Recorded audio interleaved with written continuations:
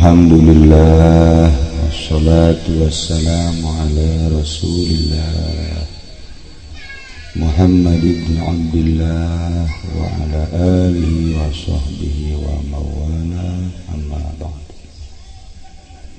Faqala Allah ta'ala fil Qur'anil Karim wa huwa asdaqul qailin. Bismillahirrahmanirrahim. Wa dzakir fa inna dzikra tanfa'ul mu'minin. Langkung dipayun urang sami-sami nyanggakeun puja sandaran puji ka Gusti Allah anu Maha Suci. Parantos masihan tina rupa-rupa nikmat ka urang sadayana, terutama nikmat anu kacida pisan ageungna nyaeta nikmat iman sinaran Islam. Sholawat jeung salam mugia dilimpahkeun ka junjunan alam Kangjeng Nabi urang Kangjeng Nabi Muhammad sallallahu alaihi wasallam, katut ka para kaluargina oge ka para sahabat-sahabatna rauh para tabi'in atba tabi'in al-mukarramun, para alimul ulama, para asatid, para tokoh masyarakat. Bil khusus di aya Kang Haji Yasin, Haji Rumdani, pun Adi, oge aya mantan camat, termasuk ketua pembangunan, seksi konsumsi aya, sekretaris ayah, bil khusus pisan kasepuhan anu kadaluarsa, alhamdulillah hadir. Wabil khususil khusus sahibul bait sebagai kitu mun di Sumatera mah kepala suku. Kepala suku, jadi membawahi berbagai suku ya. Nah di Uragua ieu adalah kades. Alhamdulillah dina wengi ieu urang ngalaksanakeun tulisan nu aya di Lauhil Mahfuz kumpul di dieu dina raraga walimatut tasmiyah incu kahiji Lurah Haji Nana. Rencana boga incu hayang 50 abeh sabeuseun sebab Bang Haji Yasin ge geus 37 incuna.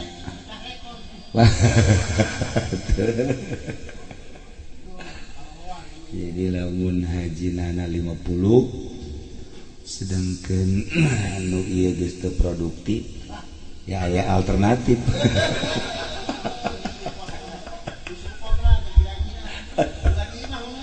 Atuh henteu ieu carita doang moal nya lagi. Dek sababaraha ge incu nu penting saroleh solihah nurut ka Allah jeung Rasulna tur nurut ka indung bapa. Urang hirup ayeuna geus sababaraha alam, alam arwah kuari alam dunia yakni alam mulki, isuk pageto alam barzakh, kedei alam mahsyar, kedei alam akhirat.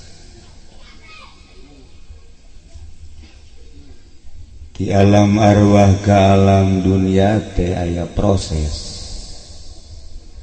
melalui alam nabati, alam hayawani, alam ruhani.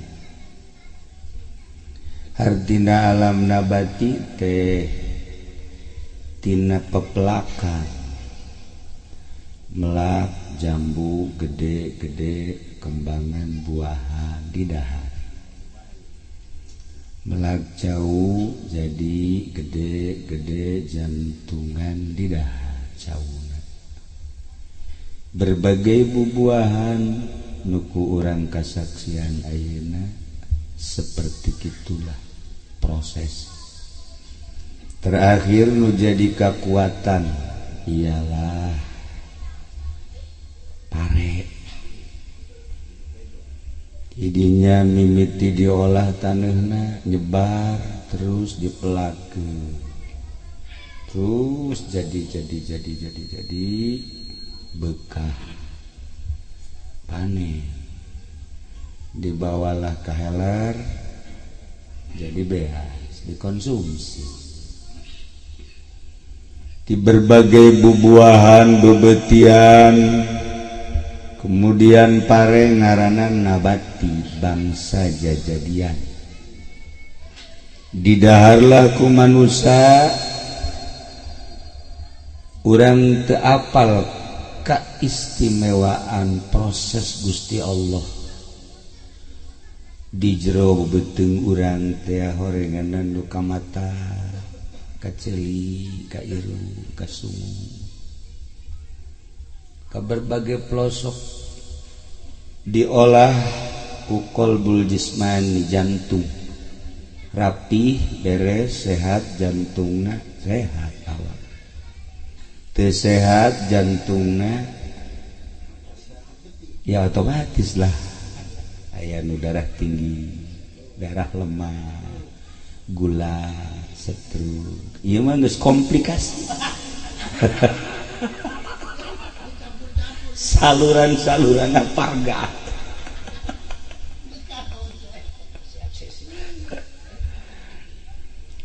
ternyata diantara nu nyalur ke awak urang anu paling istimewa jadilah sperma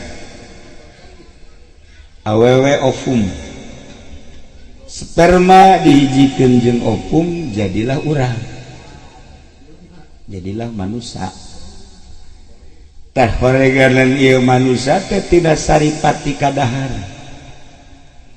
jeleg urang sagede kieu lamun tadina kadaharanana melakna teu beres didahar ku urang jadi cai mani atuh teu beres bakal jadi jelemana atawa urang meuli ka warung beas duitna menang maling korupsi atuh engke bakal jadi sperma nage kos kitu geus atuh aya paribasa lamun bapak lalai kalong atuh anakna ge jadi kampret anakna bapana nyolong anakna nyopet kos gitulah ulah kaget lamun kuari boga anak resep nonton TV ulah kaget lamun kuari boga anak resep main HP sebab bapana ge ieu HP-na opat pan ieu mah geus overdosis ngaranna kosnya overload geus dianggap abnormal nah iyalah gujrat ke alam dunia jadi manusia anak ngaranna min haqqil walad ala waladihi salasatu asya hak anak anu kudu dilaksanakeun ku indung bapana tilu hiji ayu samyahu bismin hasanin ngaranan anak make ngaran anu bagus cak agama ngaran teh bagus cak agama kos kumaha ngaran nu bagus ngaran Allah make abdu Abdullah Abdurrahman Abdus Somad dan selanjutnya atau ngaran para nabi Nabi Ayub cara tadi almarhum tah Nabi Musa Nabi Yahya ulah make nabi tapi urang mah Haji Ayub, Haji Musa, bagus.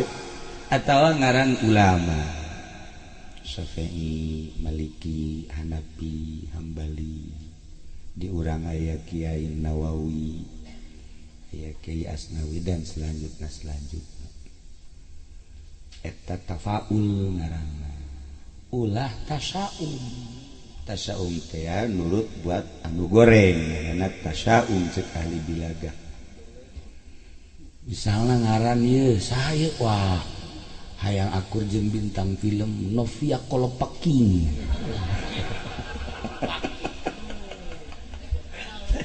Eta teu bagus. Engkena itu kadituna waduh. Atawa ieu mah ngaranna wah mantep cenah ieu mah ieu lantaran lalaki ucok harahap. Da teu bagus eta kos kitu teh teu bagus. Nah, model kieu mah Haji Supendi ya sedeng lah sakieu. Ya, maksudna Haji Supendi mah antara penjahat bisa, bajingan bisa, kiai bisa. Iya, Supendi. Kayak garan. Geus atuh sebagai penghormatan engke di akhirat diheula-heulakeun kan jelema teh. Dipanggilna penghormatan ke Allah nu ngaran Abdullah diheulakeun, Abdurrahman diheulakeun, Abdurrahim diheulakeun. Pokoknya diproses diheulakeun. Adapun kadituna deuk ka neraka deuk ka surga penting diheula.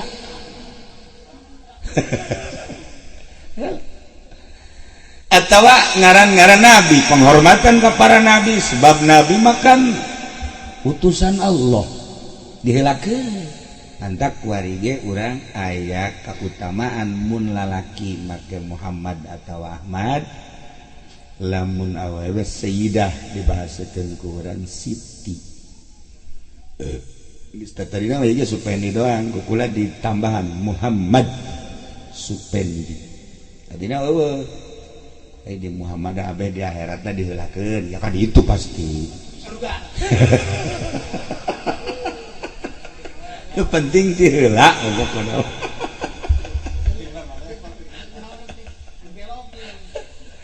Nah, ialah ayusamyahu bismin hasan. Cek syarah. Nomor kedua, kudu diwurukan Al-Qur'an. Mimiti di ngaranan. Nomor kedua kudu diwurukan Al-Qur'anul Karim. Indung bapana kudu magahan ka anak. Ceng gade ceng. Nah ieu naon ieu tah? Ieu mah wau cekna tah. Anu kos kieu tah asal nu marengkol wau. Nah supaya hayang jadi alif kumaha ieu? Wau supaya hayang jadi alif maka hajar jahanam. Jadi tina wau supaya jadi alif. Rusdi pagaweanna. Sapundak tunjuk ya. Tuh kan geus kanyahoan mengbrengsek kabeh ieu. Kudu diurukan. Nya iqra'ul Qur'an. Ya alif, ya ba, ya ta, terus datang ke meja, terus datang ke bisa maca Quran. Cak hidup bapana boro-boro magahan anak, aing gitu bisa. Atuh bikin ke Haji Bahri. Hayang teu beres kabeh. Bikin urang ngaji qiraat kanu bisa. Kanu pas makharijul hurufna supaya jelas. Mumpung aya ka Bang Haji Yasin, ka Bang Haji Yasin. Kos kitu baheula di Cilongok teh anu barisa maca Quran magahan.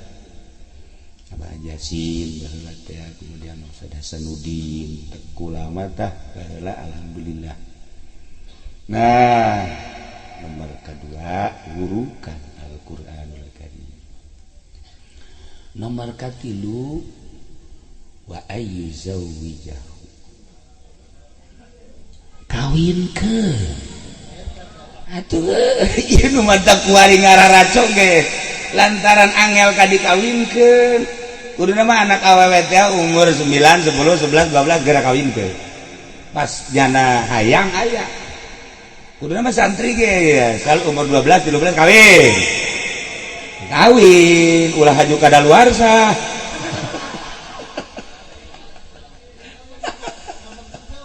kos gitu jadi nomor kahiji ayu samiyahu bismin hasanin ngaranan make ngaran nu bagus caksara dua yuqra'ul Quran idza di mana-mana gede di mana yaza di mana-mana tamis nomor katilu ayu zawijahu idza balago di mana geus baleg atuh kawinkeun cenah kolot teh daek ngawinkeun atuh kawin sorangan jababari lalaki mah tuh si mbak laya nah iyalah cenah bogana kakarak hiji cara haji bari napa ulah sieun-sieun haji bari napa cenah geus mohon ka nu di imana tetep can muka mantap pelampiasanana ka masjid ngomong bae di masjid jangan eta teh nu bener nama pelampiasan ai kuari geus salamet kuari geus teh hayangeun nah iyalah urang sebagai manusia lamun nuturkeun ucapan Kangjeng Nabi mimiti di ngaranan make ngaran nu bagus cek sara mantep kemudian urang dididik baca Quran sehingga bisa baca Quran dengan fasih luar biasa terus kabelah itu memahami isi kandungan Al-Quranul Karim di mana orang geus pas kawin rumah tangga sakinah mawaddah warahmah urang bisa maca Quran pamajikan bisa maca Quran kan ai papada bisa maca Quran moal marah haju seuri bae atuh moal marah ya salaki kasalahan setik pamajikan ngahampura pamajikan kesalahan setik atau salaki ngahampura tah cara diemi ku kula di alam jasa mana lurah sok ngobrol bae jeung kula bieu teh si dicandung mana atuh dicandung ieu aya salaki atuh urusan eueuh atuh geus teh batur tah asana jembar hate teu jembar eta ngadak nya mah ngora bae ieu BMI mah ngora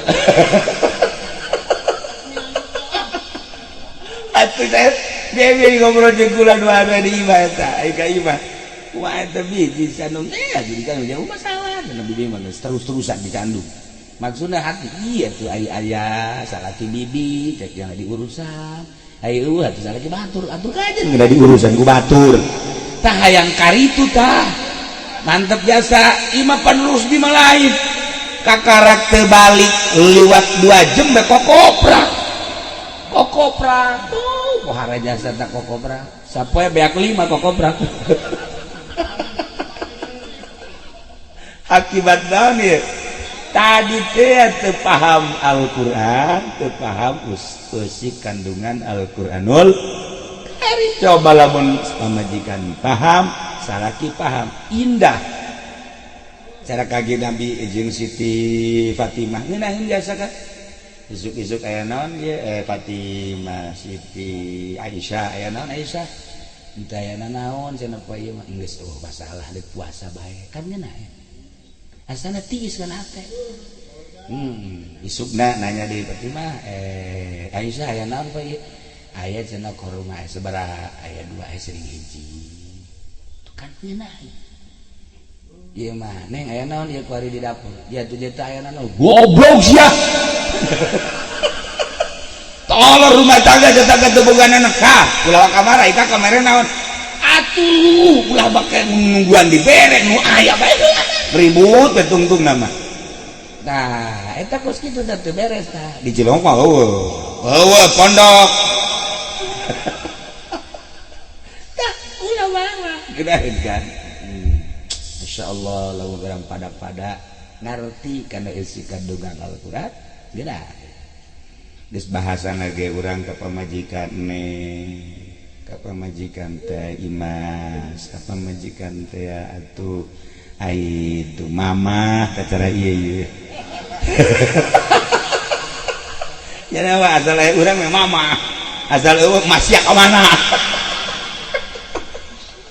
teu beres ieu dulu Pak lolondokanana bisaan nah bisa ngajaga keur aya keur eueuh salaki pamajikan bisa ngajaga salaki keur aya keur eueuh pamajikan bisa ngajaga saling karneunaheun gitulah Kanjeng mere rumus sehingga supaya ngahasilkeun sakinah mawaddah warahmah. Urang ternyata jadi jelema hasil nabati, jadilah manusia. Manusia teh ta'rifna hayawanun natik. Hartina natik mudrikun idrokan katsiran, berpikir. Hayawan teh ya meme dinatikan mah atuh macam-macam. Ngaranna jenis aya hayawan sohi kuda, aya hayawan nahi himar, aya hayawan kitu naon ngaranna berkokok hayam dan lain-lain sebagainya hayam. Ayam kuda, aya sapi, aya munding, aya orai, aya kadal, aya buaya, aya maung.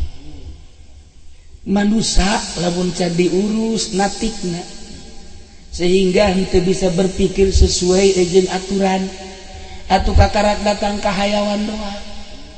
Sebab mudrikun teh hartina natik teh mudrikun idrokan katsiran berpikir adalah bertanya adalah mencari jawaban adalah mencari kebenaran. Manusia hewan pencari kebenaran. Lamun manusia encan mencari kebenaran berarti ieu kakarak datang ke hewan doang. Geus kuari jelema anu encan neangan bener di jero awakna teh ieu adalah macem-macem. Aya anu berkarakter maung, aya anu buaya, aya anu orai, aya anu lenci, aya anu kadal, aya anu bunglon. Nah ieu mendek nanya baik jenis haji pendi naon.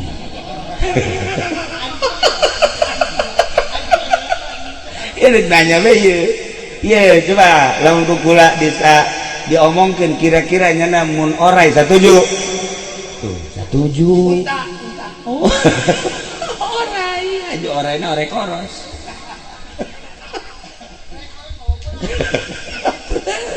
Gembul.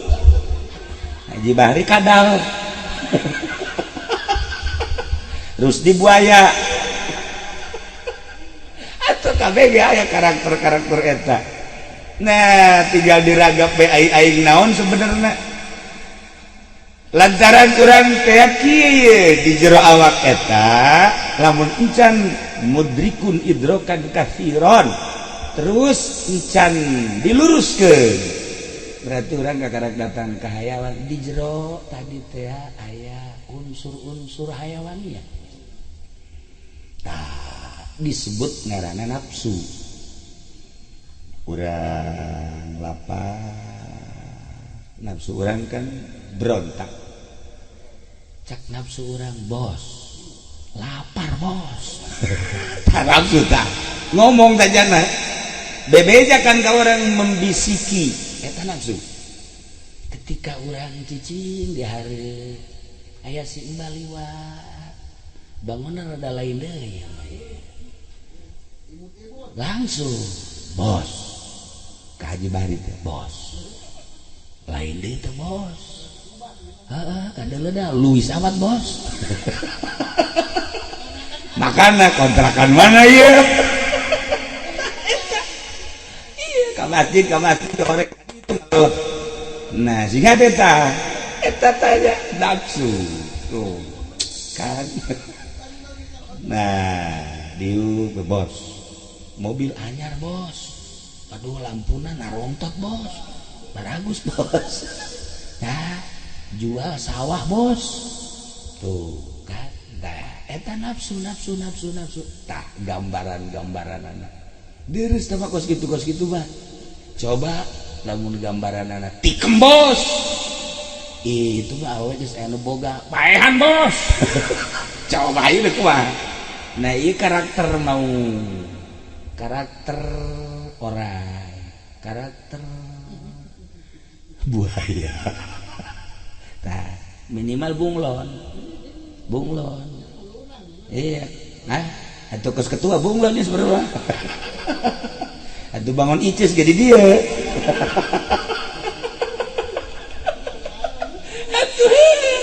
atuh jakade ge ka ditu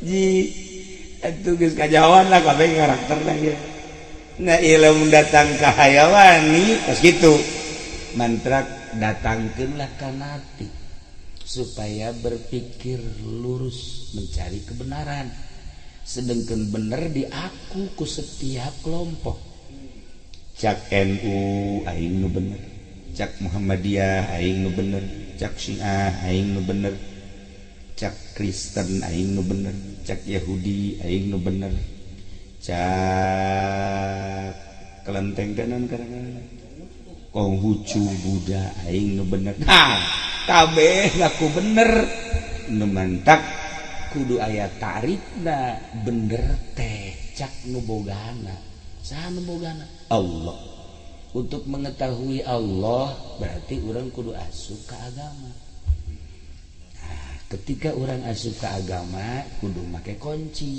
kuncina adalah kesembarangan iman geus iman heula urang mah ayeuna iman alhamdulillahirabbil alamin nah dengan iman urang bisa memasuki perpustakaan sebab agama adalah merupakan perpustakaan yang besar siapa saja silakan untuk memasukinya asalkan mempunyai kunci untuk membuka tidak sembarangan kunci yang teristimewa ialah iman urang geus iman ka Allah iman ka Kangjeng Rasul tinggal asup geus aya di jero urang bisa nempo nu mana nu bener nu mana nu salah nu mana nu bener nu mana nu salah berbagai kaedah aya di dieu karak urang jadi al insan hayawanun natik satungtung urang encan ngopenan kana sifat hayawan aya urang teh masih kene jejelmaan sakumaha tadi karakter maungna aya kene karakter macana aya kene karakter buayana aya kene karakter orayna aya kene malah lain diciceunan ka oray anakan aja pendi ai orayna mah koros kan incua atuh kan teu beres-beres incua anakan kudu makan oray teh ditaklukkeun supaya ulah marakayangan atuh pa di mareuneuh ngajuru anak anak tareuneuh deui ngajuru deui eta malaya datang ka cicit nah gitu kene mau anakan Haji Bahri anakan dia tak iya bunglon-bunglonna oray-orayna maung-maungna kudu ku urang diurusan minimal ku urang teh kudu tidak berdaya kadanan dipaehan supaya tidak berdaya diantaranya kumaha aya jelema lempang kemudian manggih oray sanca ngaringkel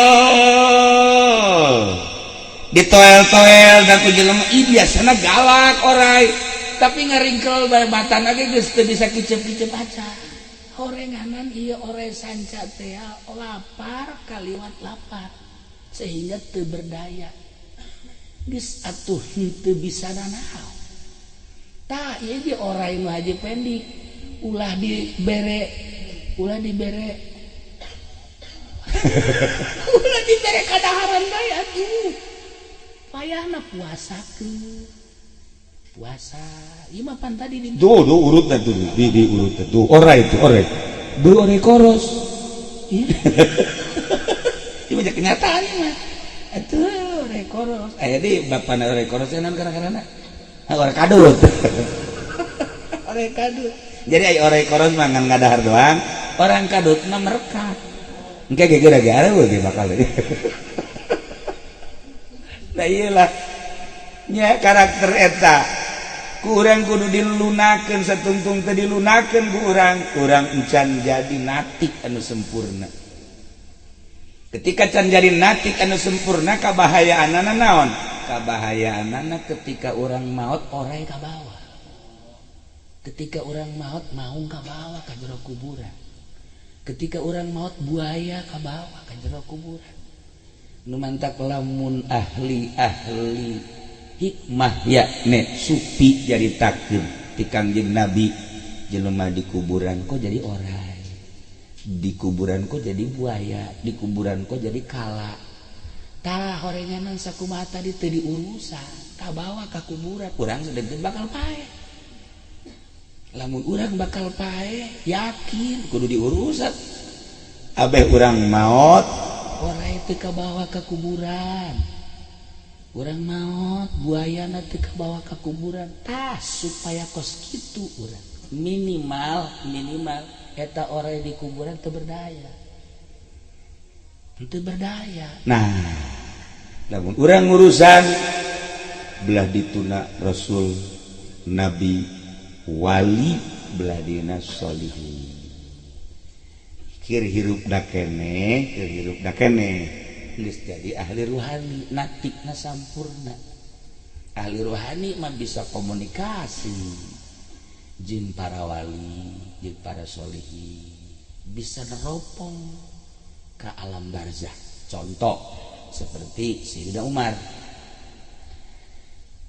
Keur waktu Kangjeng Nabi masih kene hirup, Kangjeng Nabi nyaritakeun ka para sahabat bahwa engke urang maot. Sanggeusna maot urang dikubur. Di jero kubur bakal aya pertanyaan nu nanyana ngaranna malaikat munkar nakir. Nu ditanyana man rabbuka wa man nabiyuka sampai selesai Kangjeng Nabi nyaritakeun. Beres Kangjeng Nabi nyaritakeun ka bumi karumpul lah Sina Abu Bakar, Sina Umar, Sina Utsman, Sina Ali jeung sajabana. Cak Sidina Ali, Umar, pan maneh mah jawara.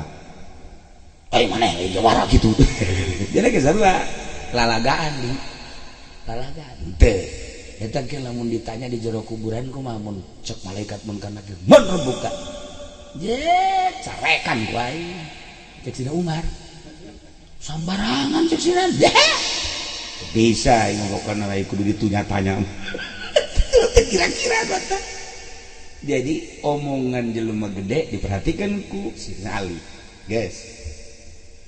Kacaritakeun kan Amirul Mukminin pertama Sidina Abu Bakar, Amirul Mukminin kedua Sidina Umar. Sidina Umar maot, Sidina Ali inget baheula. Mun maot ditanya, cenah geus dicarekan. Nah. Langsung kubur Sidina Umar. Begitu dikubur, beres talqin baralik kabeh. Sidina Ali kan ropong melalui ruhaninya di kejauhan nempokeun. Tah ahli Allah mah bisa nempokeun di kuburan. Bener bae. Sidina Umar didatangan ku Munkar Nakir, langsung ditanya man rabbuka. Cek Sidina Umar, "Hai. Sembarangan." Nanya mana nanya ulah gagak teuing. Man rabbuka cek malaikat munkar nakir. Allah Sidina Umar, aing balik tanya deui, ai pangeran sia saha? Ambo, eta si munkar nakir culak cileuk ge. Culak cileuk. Sidina Ali seserian, diderpokeun ka ku sahabat. Ai si Ali, Sidina Ali itu Sidina Ali, kunaon seserian aya naon? Ya Sidina Ali mah padahal keur nempokeun di kuburan. Sidina Umar ngarekan munkar nakir. Ya seserian Sidina Ali. Waduh hebat amat tuh Umar. Masya Allah. Ai praktek cek Sidina Umar teh kieu. Lain masalah tanya anana ye. Tetapi ieu rupa robah. Ulah menikos kieu-kieu boy mah lamun lain kula nu ditanya namun bisa ngajawab. Wayana ti mimiti kuari. Awas rupa nu sopan, nomor kedua ulah gagah tinggi, ulah galak tinggi. Awas diancam gua itu. Kata Sina Ali seserian bae. Sina aduh cenah ieu Umar. Lain bae tentara padang pasir nya nama orang. Orang malaikat gini carekan munyana. Seserian bae ke Sina Ali. Nah, ti harita beres ditanya mah terus. Ya terus di kusina Umar. Saya tanya deui aing. Kayaknya tugas mah tugas bae. Dia tanya terus, waman Nabi Uka, lele sahat sih sebenarnya. Waman kita tuka, ditanya tak itu. Nah jadi ti harita lemes. Nan kula usul kuari ka malaikat munkar nakir. Tetap nanya ieu mah galak bae. Geus dikasih pesan ku kula. Nu sejen ulah Ieu mah tetep sing galak. Sebab kasalahanna loba jasa. Masya Allah. Didatangan dah sahabat yang ada tangan Sina Ali. Kunaon eta seserian diceritakan seperti tadi. Masya Allah. Terakhir ucapan Sina Ali, Sayyidina Umar lain bae jadi tentara di dunia, nyalametkeun agama, tetapi nyada nyalametkeun umat sampikeun ka di jero kubur masih tanggung jawab. Iyalah Sayyidina Umar mata ku hajar lamun urang terus hadiah ila arwahi ashabi Abu Bakar Umar Utsman seperti eta. Masya Allah Sina Ali ge gideung bae. Beres ditanya langsung Sina Umar nyamperkeun ka Kangjeng Nabi. Ya ieu Kangjeng Nabi makomna ieu Sina Abu Bakar Sina Umar di Madinah lamperkeun keciri ku Sina Ali ditempokeun bae. Langsung dipeluk ku Kangjeng Nabi diusah. Kangjeng Nabi Umar atuh kunaon nyarekan malaikat. Kangjeng Nabi ampura Tuhan ai ka kula mah masalah tapi engke ka umat-umat Tuhan bagus Kangjeng Nabi geus bagus ku Kangjeng Nabi di alam. Jadi Sayyidina Umar mah luar biasa nyalametkeun umat di dunia datang ke di akhirat, datang ke di jero kubur. Iyalah Sayyidina Umar. Masya Allah masih keneh loba nu kukula sok dicaritakeun tentang Sayyidina Umar kayak iraha-iraha deui ngan ieu mah keur carita ngurusan tentang hayawaniyah sehingga takluk nafsu-nafsuna datanglah ka ruhaniyah. Nah urang teh ya minimal mengenal ruhani, mengenal jati diri urang.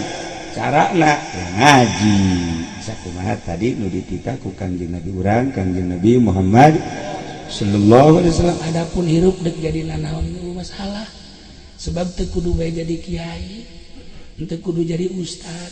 Di zaman sahabat yang menjadi pedagang, menjadi tentara, menjadi polisi, anu bisnis dan lain sebagainya. Sarua sebab silih rojong lamun teu silih rojong agama moal maju. Ketika ngabutuhkeun onta, ketika ngabutuhkeun kuda, ketika ngabutuhkeun senjata, atuh di mana lamun nu dagang. Geus jadi pedagang, pedaganglah, dagang nu diridhoan ku Allah. Jadi tentara, jadilah tentara nu diridhoan ku Allah. Jadi polisi, jadilah polisi nu diridhoan ku Allah. Jadi pemerintah, jadilah pemerintah nu diridhoan ku Allah.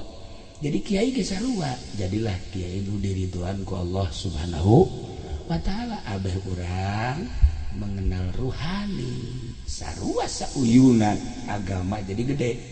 Indonesia lamun jadi kiai kabeh atuh TV sepi.